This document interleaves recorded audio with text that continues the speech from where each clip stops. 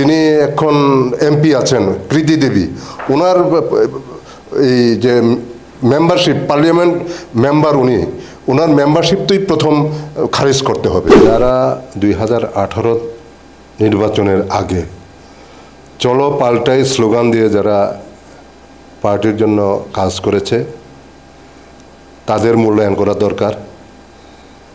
যারা বাড়িতে বসে আছে তাদেরকে আবার পার্টির মেইন স্ট্রিমে নিয়ে আসা, ওইটা করতে হবে। ওইটা যদি না করা হয় তাহলে তাদের প্রতি অন্যায় করা হবে। নমস্কার, আপনারা দেখছেন পিসি মিডিয়া। আমার সাথে রয়েছেন ত্রিপুরা বিজেপির জনজাতি মোর্চার সভাপতি তথা প্রাক্তন বিধায়ক পরিমল দেববর্মা। স্যার, অনেক অনেক স্বাগত আপনাকে পিসি মিডিয়া। আপনাকেও স্বাগত। স্যার, আপনারা জনজাতি বিধায়ক, মন্ত্রী এবং আপনি যেহেতু মোর্চার সভাপতি, আপনারা দিল্লি গেলেন এবং অমিত শাহর সাথে দেখা করলেন। কি বিষয়গুলি নিয়ে আপনাদের আলোচনা হলো, যেটা মিডিয়ার সামনে আমাকে বলতে পারবেন কি বিষয়, এমন গুরুত্বপূর্ণ বিষয়গুলো নিয়ে আলোচনা হলো? এবং বিকাশ দেববর্মার যে বক্তব্য যে ভিলেজ কমিটি নির্বাচনে যদি বিজেপি ক্ষমতায় আসে তাহলে ডাইরেক্ট ফান্ডিং দেওয়া হবে, এটা কতটুকু সঠিক? না, ঘটনা তো হচ্ছে আমরা দিল্লিতে গেছি, যাওয়ার পরে আমাদের সংগঠন মহামন্ত্রী বি.এল. সন্তোষজির সাথে দেখা করলাম। তারপরে আমাদের স্বরাষ্ট্রমন্ত্রী অমিত শাহজির সাথে দেখা করলাম। দেখা করে আমাদের সাংগঠনিক বিষয় নিয়ে আলোচনা হয়েছে। এখানে আলোচনা হয়েছে জনজাতি সংগঠনকে কিভাবে আরও শক্তিশালী করা যায়, এই বিষয়গুলো নিয়েই আমাদের মধ্যে আলোচনা হয়েছে। স্যার, পাহাড়ে বিজেপি এখন দেখা যাচ্ছে একটা সংগঠনকে জোরদার করার একটা প্রয়াস, মিটিং বৈঠক চলছে, কিন্তু এত দিন ধরে কি হচ্ছিল পাহাড়ে?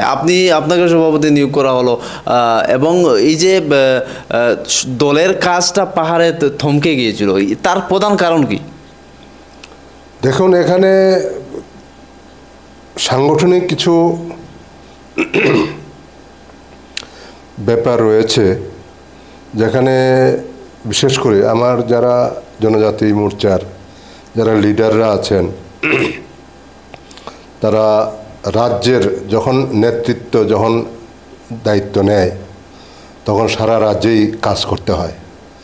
তো সেহেতু আমাদের অ্যাকচুয়ালি জনজাতিদের মধ্যে সেরকম কি বলবো আর্থিক সচ্ছলতা অভাব, সেই সমস্ত কারণেই আমরা সারা রাজ্য ব্যাপী আমরা কাজ করতে পারিনি, এটা সত্যি কথা।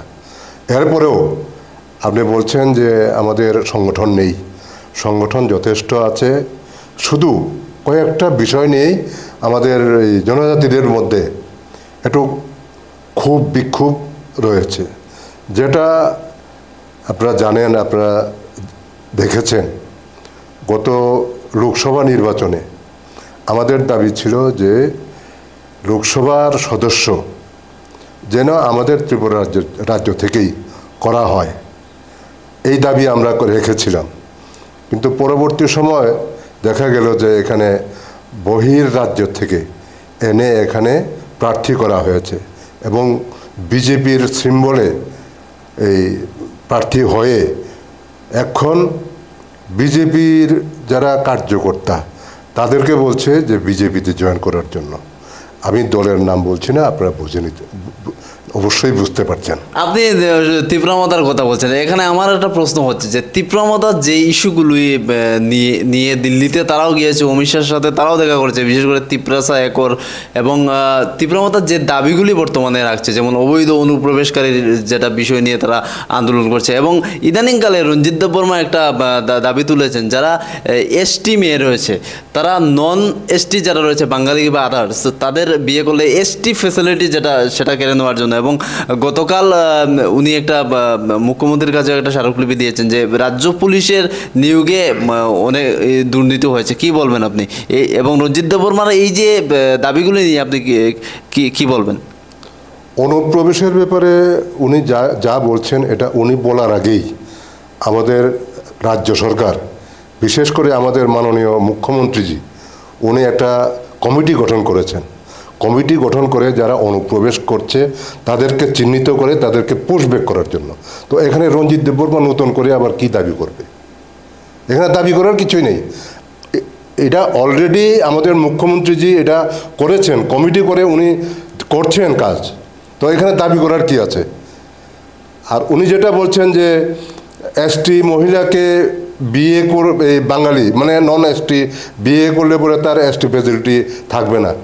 ঠিক আছে, আমরা ওনাকে ওনার কথা অস্বীকার করি না।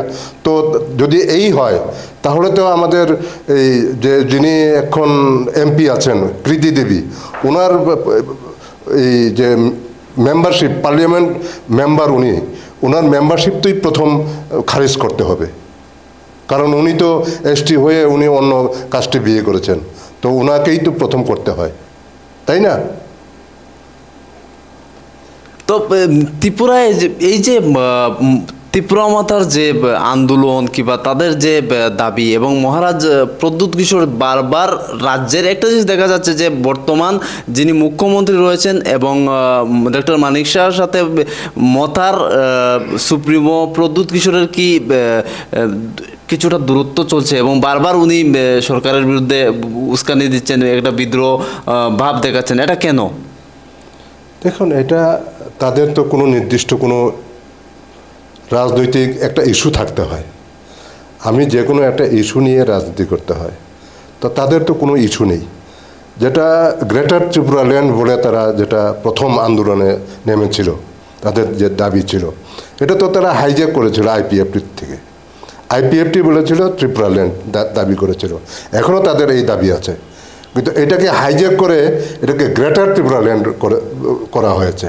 তো এটার মধ্যে কোনো কিছুই নেই, সারবত্তা কিছুই নেই। এখন তো গ্রেটার ত্রিপুরা ল্যান্ড নেই, বলছিল যে নো কম্প্রোমাইজ, এখন কম্প্রোমাইজও শেষ।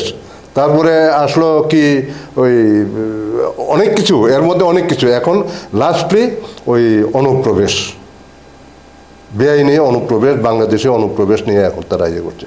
মানে বিভিন্ন সময় বিভিন্ন তাদের কোনো কিছু ইস্যুই নেই, নির্দিষ্ট কোনো ইস্যুই নেই রাজনীতির। আচ্ছা, আমি একটা প্রশ্ন আপনাকে করতে চাই। আপনি পুরনো দিনের কর্মী এবং বিধায়ক ছিলেন। কি মনে হয় ত্রিপুরায় যে যারা 2018-এর সৈনিক, অনেকেই আজ বঞ্চিত, অনেকেই দল থেকে মুখ ফিরিয়ে নিচ্ছেন এবং অনেকেই দলের সাথে যুক্ত হয়ে সক্রিয়ভাবে কাজ করছেন না, কি বলবেন তাদের উদ্দেশ্যে?